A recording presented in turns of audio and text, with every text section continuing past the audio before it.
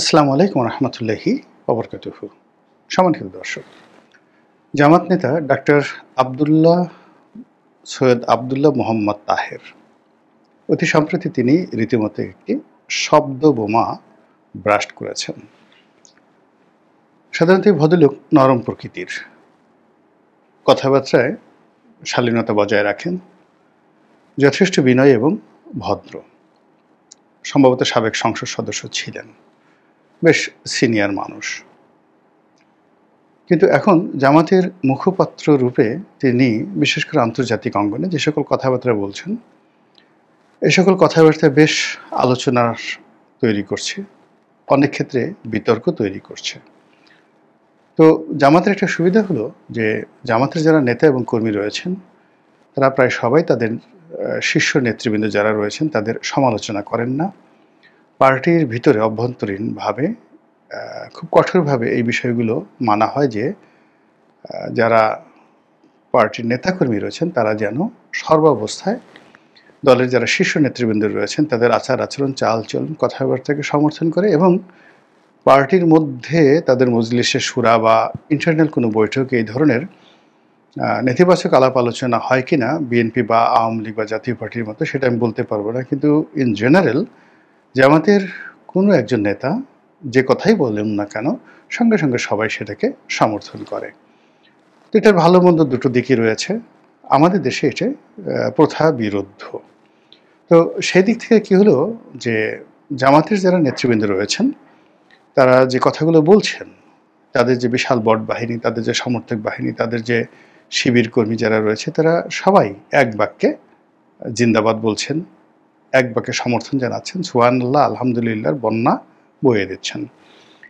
দলের কিছু কিছু যারা ইসলামী বক্তা রয়েছেন, যারা আগে মনে করা হতো যে এরাই আসলে দলটাকে এই অবস্থায় রেখেছে। একসময় দেলোয়ার হোসেন সাঈদী ছিলেন, দেলোয়ার হোসেন সাঈদী সাহেবের পরে তারেক মনোয়ার আসলেন, তারেক মনোয়ারের অনুকরণে মিজানুর রহমান আজহারি আসলেন, তারপর মিজানুর রহমান আজহারির অনুসারীর মানে অনুকরণে বা সমসাময়িককালে বেশ আরও কয়েকজন ইসলামী বক্তা ওয়াজের ময়দানে বেশ জনপ্রিয় তারা আসলেন। তো এদের মধ্যে বেশ কয়েকজনকে আগামী ইলেকশনে মনোনয়ন দেওয়ার ব্যাপারে জামাত সিদ্ধান্ত নিয়েছে এবং অনেককে প্রার্থী হিসেবে ঘোষণাও দিয়েছে। তো এরকম কয়েকজন ব্যক্তি যারা ওয়াজের ময়দানে প্রতিপক্ষকে ঘায়েল করতেন এবং ধর্মীয় বয়ানের মাধ্যমে সরকার বিরোধী বক্তব্য দিয়ে আওয়ামী লীগ, শেখ হাসিনা, বঙ্গবন্ধু তাদের সর্বনাশ করতেন।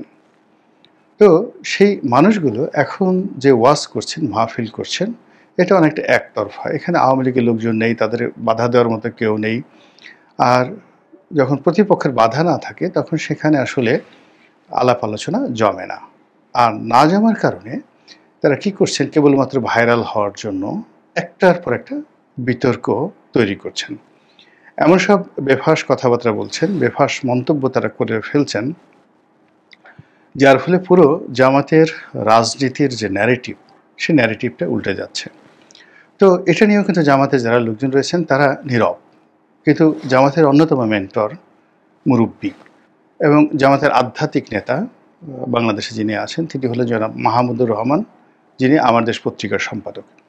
তো তিনি অনেকটা গার্ডিয়ানশিপ নিয়ে, অভিভাবকত্ব নিয়ে যারা ইসলামী বক্তা তাদেরকে সতর্ক করে বলেছেন যে এভাবে বিতর্ক তৈরি করে কোনো কথা কিন্তু ধর্মীয় ময়দানে বা ধর্মীয় মাহফিলে বলা যাবে না, এ কথা বলেছেন। অন্যদিকে ডক্টর পিনাকি ভট্টাচার্য দেশের বাইরে থেকে তিনিও যথাসম্ভব তাদেরকে নার্সিং করার চেষ্টা করছেন, কিন্তু কাজের কাজ হচ্ছে না। তারা তাদের যে নিজস্ব যে গতি, সেই গতি অনুযায়ী কাজ করছেন। এবং প্রথম থেকে দেখা গেল যে আরও একজন ইউটিউবার রয়েছে যে সাধারণত খুবই নিম্নমানের, একেবারে নিম্নমানের। তো জামাতের তিনিও আধ্যাত্মিক গুরু ছিলেন। তো ইদানিং তিনিও দেখা যাচ্ছে যে ডক্টর ইউনূস বা জামাত সম্পর্কে বাজে কথা বলছেন এবং নর্মালি আওয়ামী লীগ সম্পর্কে যে ধরনের কথাবার্তা বলতেন ঠিক ওই রকম কথাবার্তা বলা শুরু করেছেন। তো যেটা বললাম যে এর কারণে কি হলো, জামাতের যে স্ট্রেংথ ছিল জুলাই আগস্ট বিপ্লবের পরে, বিশেষ করে পুরো 2024 সনটি, এটিকে মনে করা হতো জামাতময়তা, জামাতের বাইরে, সামনেও কিছু নেই, পেছনেও কিছু নেই। আগামীতে জামাতই থাকবে, জামাতই রাষ্ট্র পরিচালনা করেছে এবং জামাত যখন চাইবে তখন নির্বাচন হবে এবং তাদের সেই হুকুমতকে চ্যালেঞ্জ করে কোনো নির্বাচন হওয়া সম্ভব নয়। এরকম যখন একটা ট্রেন্ড চলে আসলো, সেটা 2025 সনে এসে নানা কারণে মুখ থুবড়ে পড়ল। এর অন্যতম কারণ মূলত সরকারের ব্যর্থতা। সরকার যেহেতু জামাত চালাচ্ছে, এরকম একটা ন্যারেটিভ তৈরি হয়ে গেছে। সচিবালয়ের কর্মকর্তা থেকে শুরু করে আরও স্পর্শকাতর যে জায়গাগুলো রয়েছে, সেখানে শীর্ষ পদগুলো, সিদ্ধান্ত যেগুলো, যে পদগুলো থেকে খুব রাষ্ট্র পরিচালনার সিদ্ধান্তগুলো আসে, এই পদে জামাতের লোকজন ঢুকে গেছে। সেটা ক্যাবিনেট সেক্রেটারি হোক, শিক্ষা সচিব হোক, কিংবা ইলেকশন কমিশনের বড় বড় কর্তা হোক, কিংবা গোয়েন্দা সংস্থাগুলো হোক। বড় বড় গোয়েন্দা সংস্থা যাদের সম্পর্কে আলাপ আলোচনা একসময় করা যেত না, এখন তো সবাই সুযোগ পেয়ে, নতুন বিপ্লবের সুযোগ পেয়ে ক্যান্টনমেন্টকে গালাগাল করছেন, কেউ ভেঙে ফেলার চেষ্টা করছেন, কেউ উড়িয়ে দেওয়ার চেষ্টা করছেন, ডিজিএফআই ব্যান্ড করে দেওয়ার কথাবার্তা বলছেন। কিন্তু আমরা যারা দীর্ঘদিন রাজনীতি করে আসছি, আমরা এখনও তাদেরকে ভয় পাই এবং ভয় না পাওয়ার কোনো কারণ নেই। এর কারণ হলো, যখনই যেহেতু তাদের হাতে অস্ত্র আছে এবং একটা সুসংগঠিত বাহিনী, তো সেই ক্ষেত্রে তারা হয়তো একটা ব্রিদিং স্পেস নিচ্ছে, কিন্তু যখনই তারা সময় পাবে মুহূর্তের মধ্যে মানে তাদের বিরুদ্ধে যারা যারা যে সমস্ত কর্মকাণ্ড করেছেন, প্রায় প্রত্যেকটা জিনিস কড়ায় গুন্ডায়, তারপরে সুদে এবং আসলে তারা সেটা আদায় করে ছাড়বেন। এটাই সাধারণত সামরিক বাহিনীর একটা রীতি। এমনও ঘটনা ঘটেছে যে আপনি সামরিক বাহিনীকে উদ্দেশ্য করে বা লক্ষ্য করে একটা বাজে কথা বলেছেন, একটা বাজে কর্ম করেছেন, ওটা রেকর্ড হয়ে আছে। পরবর্তীতে 20 বছর পর, 25 বছর পর, 50 বছর পর ঠিকই তাদের যারা উত্তরসূরি, তারা সেই পূর্বসূরিদের সঙ্গে যে সকল অপরাধ করা হয়েছে সেটার সাক্ষাৎ, মানে তারা সেটার প্রতিশোধ নিয়ে থাকে। ফলে কি হলো, এই জিনিসগুলো নিষ্পত্তি হয় না। যে সমস্যাটা তৈরি হয়েছিল রক্ষী বাহিনী গঠন করার মাধ্যমে আওয়ামী লীগের সঙ্গে সেনাবাহিনীর, সেই সমস্যাটা শেখ হাসিনা শত চেষ্টা করে দূর করতে পারেননি। তিনি সেনাবাহিনীকে অকাতরে দিয়েছেন, সেখানে নিজস্ব লোক বসানোর চেষ্টা করেছেন, কিন্তু শেষ পর্যন্ত দেখা গেল যে এখন আওয়ামী লীগ মনে করে যে কোনো গণ অভ্যুত্থান নয়, জনগণ নয়, সেনাবাহিনী তাদেরকে ক্ষমতা থেকে বিচ্যুত করেছে, যে সেনাবাহিনীর জন্য এত কিছু করলাম। আবার এখন দেখুন, এই সেনাবাহিনীকে ঠিক রাখার জন্য, তাদেরকে খুশি রাখার জন্য বর্তমান সরকার এখান থেকে হেলিকপ্টার কিনছে, ওখান থেকে প্লেন কিনছে, ওখান থেকে যুদ্ধ বিমান কিনছে, এবং এগুলো যত বেশি কেনাকাটা হবে তত বেশি এখানে কমিশন থাকবে, লাভ থাকবে, এগুলো মেনটেন্যান্সের খরচ থাকবে, অর্থনৈতিক কর্মকাণ্ড হবে, যেখানে মানুষের জন্য কর্মসংস্থান তৈরি করা যাচ্ছে না। কোনো একটা শিল্প প্রতিষ্ঠানকে যেখানে 1 কোটি টাকা ঋণ দেওয়া যাচ্ছে না, তো সেখানে 10,000 কোটি টাকা খরচ করে, 20,000 কোটি টাকা খরচ করে আমাদেরকে এখন যুদ্ধ বিমান কিনতে হবে। সেই কাদের সাথে যুদ্ধ করার জন্য আল্লাহ জানেন, আর ডক্টর মোহাম্মদ ইউনূসের সরকার জানেন। এনিওয়ে, এখন এই যে সরকারের যে ব্যর্থতা বিভিন্ন ক্ষেত্রে, এই ব্যর্থতার কারণে সরকারের যারা স্টেক হোল্ডার ছিলেন, এনসিপি, জামাত, এরপরে বিভিন্ন এনজিও গ্রুপ, দেশি বিদেশি বিভিন্ন দাতা সংস্থা, তার সঙ্গে সঙ্গে বিভিন্ন দূতাবাস, তারা সরকার থেকে অনেকে মুখ ফিরিয়ে নিয়েছেন, অনেকে পিছু হটেছেন, আর অনেকে পেছন থেকে টিপ্পনি কেটে বলার চেষ্টা করছেন যে আমরা তো এমনি এমনি ওদের সঙ্গে যাতায়াত করেছি, ইট ওয়াজ এ ফর্মাল রিলেশন, কিন্তু তাদের সঙ্গে আসলে আমাদের কোনো সম্পর্ক নেই।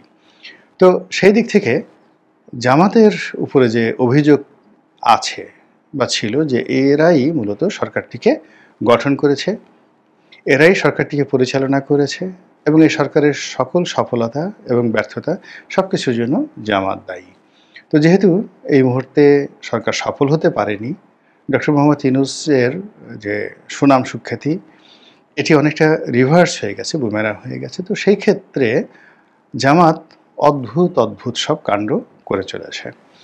এখন তারা সরকারের সমালোচনা করছে, ডক্টর মোহাম্মদ ইউনূসের সমালোচনা করছে, যদিও বেশিরভাগ জনগণ মনে করছে যে এগুলো সব সাজানো, তলে তলে ঠিকই তাদের সরকারের সঙ্গে সম্পর্ক রয়েছে, মূলত বিএনপিকে বিভ্রান্ত করার জন্য, জনগণকে বিভ্রান্ত করার জন্য, এবং নিজেদেরকে একটি সত্যিকার রাজনৈতিক দল জনগণের রাজনৈতিক দল, জনসমর্থিত রাজনৈতিক দল হিসেবে নিজেদেরকে প্রতিষ্ঠিত করার জন্য তারা এই ধরনের নাটক তৈরি করছে। ঘটনা যাই হোক না কেন, জামাত কিন্তু ঠিক আগের সেই জায়গাতে নেই। যেটা বলছিলাম, ডক্টর আব্দুল্লাহ মোহাম্মদ তাহের তিনি অভিযোগ করেছেন যে কিছু উপদেষ্টা, কতিপয় উপদেষ্টা, তারা সরকারের মধ্যে থেকে বিশেষ মহলের সাথে, রাজনৈতিক দলের সাথে সম্পর্ক স্থাপন করছেন। বেশিরভাগ লোক বলার চেষ্টা করছেন যে কিছু কিছু উপদেষ্টা তারা বিএনপির সাথে যোগাযোগ করছেন। আবার যারা আরও এক্সট্রিম পর্যায়ের যারা লোকজন, তারা আরও একটু এগিয়ে অনেকে বলার চেষ্টা করছেন যে অনেকে আওয়ামী লীগের সঙ্গে যোগাযোগ করছেন। কিন্তু অভিযোগগুলো খুব সাংঘাতিক। এর কারণ হলো এই উপদেষ্টা মণ্ডলীতে যারাই আছেন বা ডক্টর মোহাম্মদ ইউনূসের ব্যক্তিগত সহকারী রূপে তার কার্যালয়ে যারা দায়িত্ব পালন করছেন, তারা সবাই জামাতের চোখের মণি, কলিজার টুকরা, নয়নের মণি, প্রাণ ভ্রমরা হিসেবে এই গত 14 মাস ধরে সাপোর্ট করেছে জামাতকে এবং জামাতকে অবারিত সকল সুযোগ সুবিধা দিয়েছে। কোনো মন্ত্রণালয়, কোনো সরকারি দপ্তরে জামাতের কোনো শীর্ষ নেতা গিয়ে প্রিভিলেজ পাননি, সম্মান পাননি, মর্যাদা পাননি। আমি এই ধরনের ঘটনা কখনো শুনিনি। কিন্তু এই ঘটনাগুলো ঘটার পরেও জামাত কেন এই কথাগুলো বলছে? This is the first thing. Second thing হলো আরও যে বক্তব্য, সেটা হলো জামাত যে অভিযোগ করছেন যে তারা তাদের দায়িত্ব এবং কর্তব্য যেটি তাদের পালন করার কথা উপদেষ্টা মণ্ডলীর ইন এ নর্মাল ওয়ে, সেটা তারা পালন না করে গোপনে তারা তথ্য পাচার করছেন, তারা অনৈতিক সুবিধা দিচ্ছেন এবং তারা কাউকে ক্ষমতা আনার জন্য আগামী নির্বাচনে এমন সব প্রতিবন্ধকতা তৈরি করার চেষ্টা করছেন যা কিনা সরাসরি জামাতের স্বার্থে আঘাত হানবে। তো এই বক্তব্য যদি আপনি ভাব সম্প্রসারণ করেন এবং এটিকে যদি আপনি উর্দুতে এই উপদেষ্টাদের যাকে বলা হয় ক্যারেক্টারিস্টিক্স আপনি বর্ণনা করতে চান, আপনি একটা সহজ বাংলা বলতে পারেন যে গাদ্দার, রীতিমতো গাদ্দার। তো সেই যে গাদ্দারি যে সকল উপদেষ্টারা করছেন, তিনি অবশ্যই তাদের নাম বলেননি, কিন্তু যে ভয়টা তিনি দেখিয়েছেন সেটি হলো ওই সকল উপদেষ্টা যেখানে যেখানে গিয়েছেন, তারপরে যাদের সঙ্গে কথা বলেছেন এবং সেই কথার প্রেক্ষিতে আবার উপদেষ্টা পরিষদের বৈঠকে যে সকল আলাপ আলোচনা হয়েছে, এই সব রেকর্ড তাদের কাছে আছে। বোঝার চেষ্টা করুন কতটা ভয়াবহ। ধরুন মিস্টার পটল বা মিস্টার আলু নামের একজন উপদেষ্টা, তো মিস্টার পটল, মিস্টার আলু তিনি টেলিফোনে কথা বলেছেন তার খালুর সঙ্গে বা তার মালিকের সঙ্গে, তার প্রভুর সঙ্গে, তার উদ্ধারদাতা, তার বন্ধু হামিমের সঙ্গে কথা বলেছেন। তো কথা বলে বলেছেন হ্যাং করেঙ্গা, ত্যাং করেঙ্গা, ইয়া করেঙ্গা, ওয়া করেঙ্গা, নিশ্চিন্ত থাকেঙ্গা, এই সমস্ত কথাবার্তা বলেছেন। তো সেই কথাবার্তার টেলিফোনিক যে রেকর্ড, কল রেকর্ড, সেটা জামাত পেয়ে গেছে। এই গেল এক। এটা কিভাবে সম্ভব? তাহলে বুঝুন যে জামাতি কানেকশনটা কোন পর্যায়ে চলে গেছে, যে এই ধরনের উপদেষ্টাদের মানে একজন মন্ত্রী পর্যায়ের কর্মকর্তাদের কল রেকর্ড তারা পেয়ে গেছে। প্রশাসনের কোন জায়গাটাতে, কোন স্পর্শকাতর জায়গাটাতে তারা আছে এক, অথবা প্রশাসনের স্পর্শকাতর জায়গাগুলো কতটা চিসিং ফাঁক হয়ে গেছে, ওপেন হয়ে গেছে, যে any one can do it. তারা ওখান থেকে গিয়ে বলতে পারে আমাকে ওর কল লিস্ট দাও, এবং তারা সেখান থেকে কল লিস্ট নিয়ে আসতো। তৃতীয়ত হলো জামাতের হাতে এমন প্রযুক্তি আছে যে ইসরায়েলের যে প্রযুক্তি দিয়ে এ সকল কল রেকর্ড করা হয়, সেই কি ম্যালওয়্যার, স্পাইস ম্যালওয়্যার, এরকম কীরকম একটা সফটওয়্যার যেন আছে, যেটা আওয়ামী লীগ সরকার ইসরায়েলের কাছ থেকে কিনেছিল বলে ওই সময়টাতে ব্যাপক বদনাম হয়েছিল। তো সেই সফটওয়্যারের চাইতেও আরও শক্তিশালী সফটওয়্যার, সেটি ইসরায়েলি হোক অথবা সেটি টার্কিশ হোক, এরকম সফটওয়্যার, হ্যাকিং করার সফটওয়্যার জামাতের কাছে থাকতে পারে, যা দিয়ে এ সকল কল তারা নিজস্ব যে স্যাটেলাইট আছে, নিজস্ব যে ইন্টারনেট প্রোটোকল আছে, তাদের নিজস্ব যে কমিউনিকেশন টিম রয়েছে তাদের মাধ্যমে তারা এইগুলো হ্যাক করে সব কিছু তারা নিজেদের মতো করে সময় মতো ব্যবহার করার যে যোগ্যতা এটা তারা অর্জন করে ফেলেছে। তা বোঝার চেষ্টা করুন যে জামাত কোন পর্যায়ে চলে গেছে। তো এনিওয়ে এটা গেল ফার্স্ট, তারা এই কলটা রেকর্ড করতে পেরেছে বা রেকর্ড তাদের কাছে আছে বা কেউ তাদেরকে দিয়েছে। কাজে জামাত কোন পর্যায়ে আছে আপনি বোঝার চেষ্টা করুন। সেকেন্ডলি হলো যে এই আলাপ আলোচনার প্রেক্ষিতে অর্থাৎ মিস্টার আলু মিস্টার পটল তার খালুর সঙ্গে আলোচনা করেছে অথবা তার মালিক তার প্রভুর সঙ্গে তার নিয়োগকর্তার সঙ্গে আলোচনা করেছে বা যার সঙ্গে সে দহরম মহরম করে আগামীতে সেফ এক্সিট নিতে চায় তাদের সঙ্গে আলোচনা করেছে, করার পর ওই অনুযায়ী পরবর্তীতে বৈঠকে অর্থাৎ উপদেষ্টা মণ্ডলীর বৈঠকে সেই আলাপ আলোচনাগুলো তারা আবার করেছে এবং তারা যে আলাপ আলোচনাগুলো করেছে সেগুলো রেকর্ডও আবার ডক্টর আবদুল্লাহ তাহের সৈয়দ, উনি সম্ভবত সৈয়দ বংশের ছেলে, তো তার কাছে আছে। তো সেক্ষেত্রে সেটা কী করে সম্ভব?